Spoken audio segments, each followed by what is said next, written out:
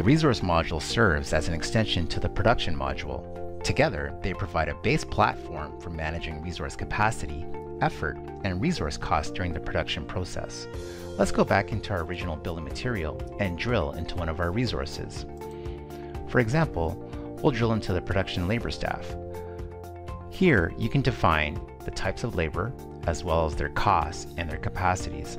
For example, this production staff costs $20 per hour.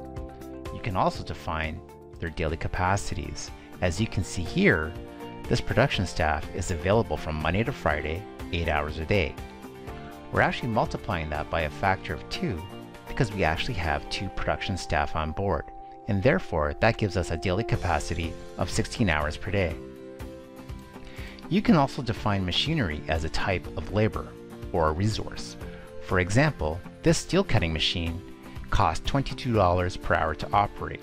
However, this is comprised of multiple cost layers. For example, there is an amortization cost of $10 per hour, plus a maintenance cost of $7 per hour, plus an overhead cost of $5 per hour, giving us a total of $22 per hour to operate this steel cutting machine.